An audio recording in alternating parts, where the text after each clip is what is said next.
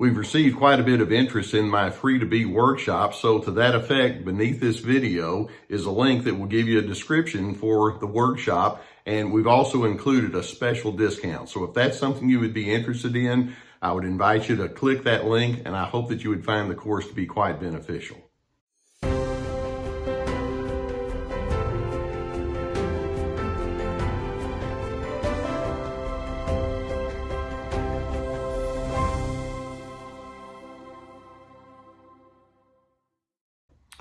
A very common and unfortunate byproduct of exposure to a narcissist is they can eventually rob you of your sense of well-being.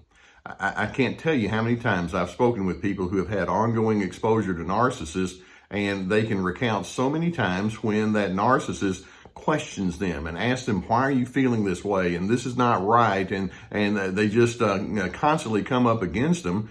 And that otherwise decent person, over time, after much exposure to that, begins to lose their sense of well-being. You see, let's understand that narcissists come toward you with their own alternate reality intact. Now, what I mean by that is it's very important for them to think of themselves as a step above everybody else. As part of their alternate reality. They don't want to be just like a regular person.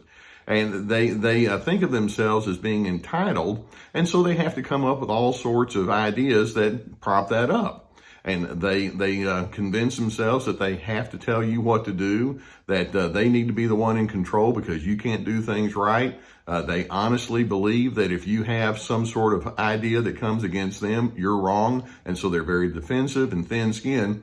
And one of the favorite tactics that they use to keep you off kilter is they'll gaslight you. When you come along and say, well, I have different thoughts, or this is my interpretation, or these are my preferences, they want to keep you in a guessing game about, like, why would you think that way? And there's something wrong with you. There's something defective. And as a result, here come all the criticisms and the put downs and the rolling of the eyes and the stubbornness and the punishing silence. All of that is intended to keep you in a down position so that they can keep themselves elevated at your expense. Now, one of the hallmarks of a really healthy relationship is the presence of encouragement. You know, it's good for us in the way that we love or the way that we encourage each other to think about the positive things with one another. If somebody comes to me and says, I have an idea and it's not the same as mine, an encouraging reaction would be, you know, you think differently from me. And there are times when you come up with some really good ideas. Tell me about this one. How hard is that? Narcissists can't do that. What I want to do is I want to go through multiple encouraging or affirming statements that the narcissist is not able to speak to you. And as we go through these affirmations, I want you to see how it tells us a whole lot about who they are, the fact that they can't say this, but I want you to reconsider who you are so that their gaslighting efforts to keep you in doubt about yourself eventually fall away and they become nil. Let's run through some of these. First and foremost, one affirmation that I hope that you can embrace, and that is, it's right and necessary to accept yourself for who you are, even with your own lumps and bumps and bruises. Narcissists can't think that way. They don't accept you for what you are. But my question is, do you accept yourself for what you are? Let's add another affirmation to that. When you look back and you see that you have flaws and blunders, those flaws don't have to define you. We're each a mixed bag. It's called being human, and you don't have to be defined by some of the things that have gone wrong. A narcissist, they hold those against you, and it's like, oh, yes, they do. And I'm going to remind you many, many times over, you're not all that good because you remember the time you did thus and such, and they're just going to keep bringing you back to your negatives. How about another affirmation? And that is, it's reasonable for you to receive forgiveness. When you have done some things wrong, or when there are some things about you that's like, I really should have done differently, it's okay to say, I can be forgiven for that, and I can move forward in a growth mode having learned good lessons. Narcissists, like, no, we're going to always hold that against you. You will not be forgiven. In fact, they have a long memory, and they can hold on to major grudges. Another affirmation we want to offer you, and that is, It can be legitimate when you feel angry. Now, sometimes anger is not necessarily communicated very well, but at the base of your anger can be a message that needs to be listened to. What is that? That's a thought that a narcissist simply can't go along with. If you're angry, it's like, well, someone in this equation is wrong, and what are you doing feeling that way? Or another affirmation that's very similar to that, it's okay, and in fact, it's not just okay, it's necessary for you to stand up for your convictions and for your sense of worth and for the things that you hold dearly. That's part of that anger system. The narcissist, instead of offering you that kind of affirmation, it's like, no, it's not necessary for you to stand up. You need to listen to me. And they'll stand up for themselves all day long, but there's no sense of give and take with respect to that. Another affirmation, self-trust is not a byproduct of being ideal. You can actually learn to trust yourself, knowing that you've not met ideals, but also knowing that you're the kind of person that can grow and learn because of that.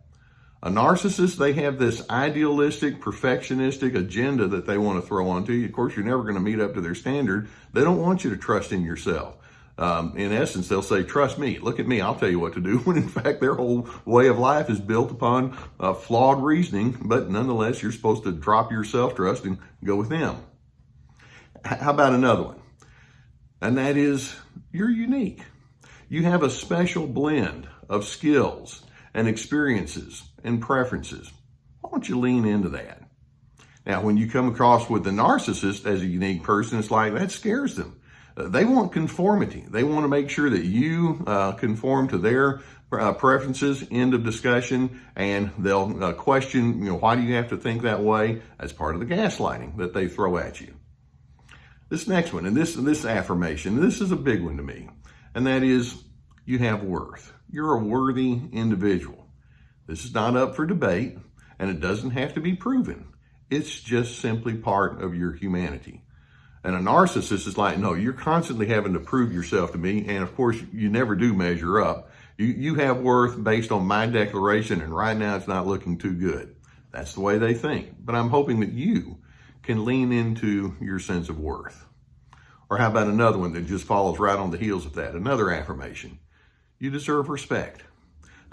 Respect is a natural byproduct of accepting that inherent worth, and respect is just something that's right and appropriate.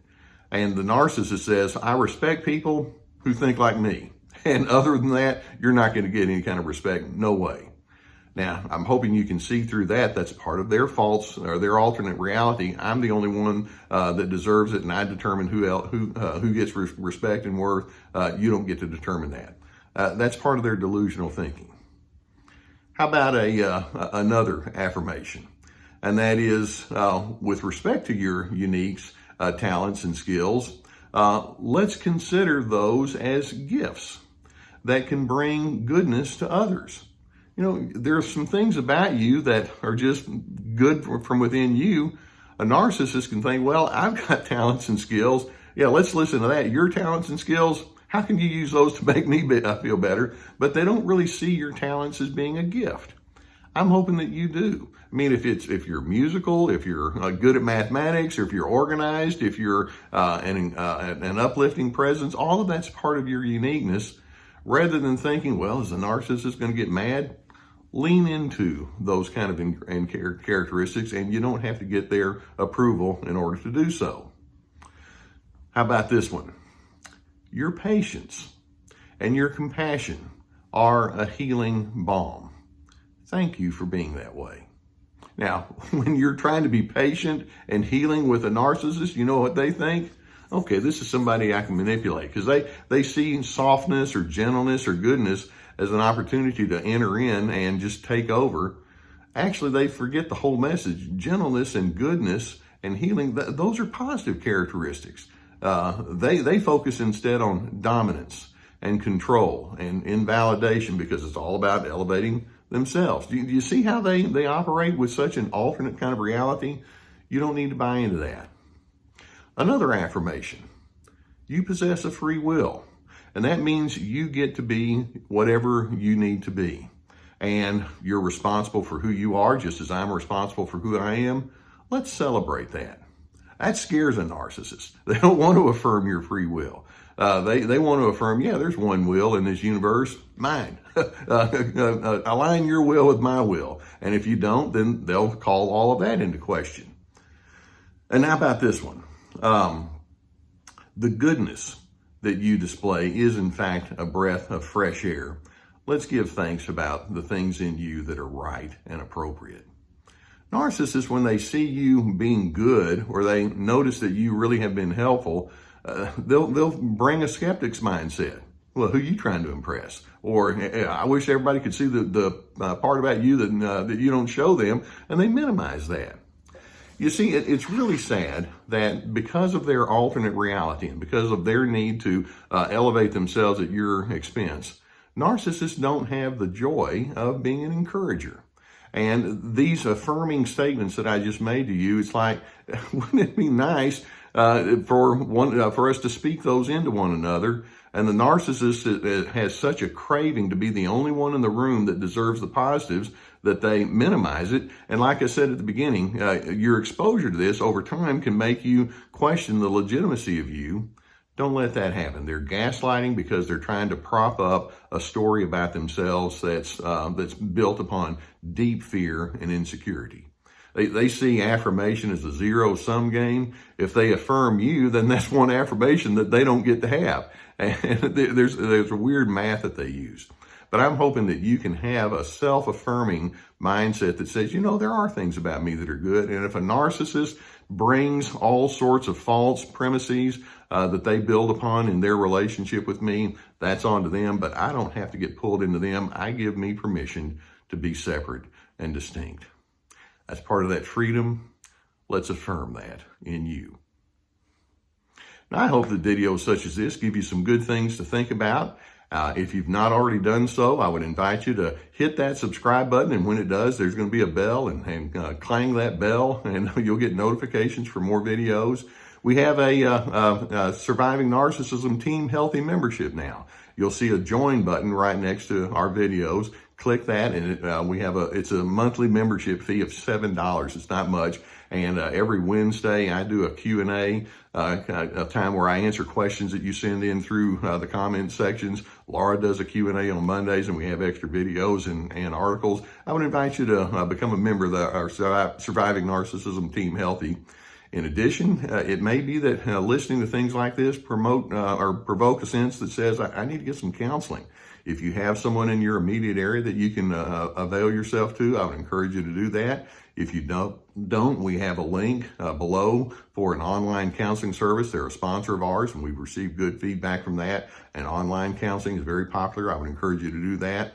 Also, we have my Free to Be course, very extensive, lots of introspective questions that go along with videos and written material. And also we have resources to books, etc. below. Narcissists can't affirm you, and when you have a lack of that, it can leave you wondering, well, am I okay? And the answer is yes, you are.